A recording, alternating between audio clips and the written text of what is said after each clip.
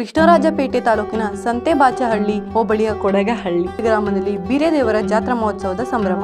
ಸಮಾಜ ಸೇವಕ ಮಲ್ಲಿಕಾರ್ಜುನ ಹಾಗೂ ಜಿಲ್ಲಾ ಪಂಚಾಯತ್ ಮಾಜಿ ಸದಸ್ಯ ವಿ ಮಂಜೇಗೌಡ ಜಾತ್ರೆಯಲ್ಲಿ ಭಾಗಿ. ದೇವರ ಅಡ್ಡೆಗಳನ್ನು ಹೊತ್ತು ಹರಕೆ ತೀರಿಸಿ ಸಂಭ್ರಮಿಸಿದ ಮುಖಂಡರು.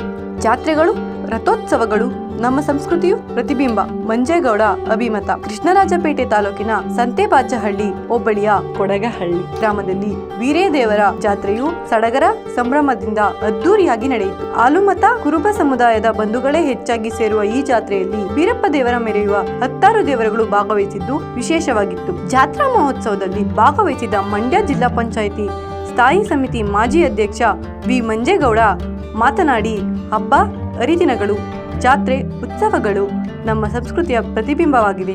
ಹಬ್ಬದ ಸಂದರ್ಭದಲ್ಲಿ ಎಲ್ಲರೂ ಒಂದಾಗಿ ಜಾತಿ, ಮತ, ಪಂಥಗಳಿಂದ ಮುಕ್ತವಾಗಿ ಭಾಗವಹಿಸಿದಾಗ ಪರಸ್ಪರ ಪ್ರೀತಿ, ವಿಶ್ವಾಸ, ಸಹೋದರತೆ, ಸಹಬಾಳ್ವೆ ಮೂಡಿ ಶಾಂತಿ, ನೆಮ್ಮದಿಯಿಂದ ಕೂಡಿದ ಆರೋಗ್ಯವಂತ ಸಮಾಜವು ನಿರ್ಮಾಣವಾಗಲಿದೆ.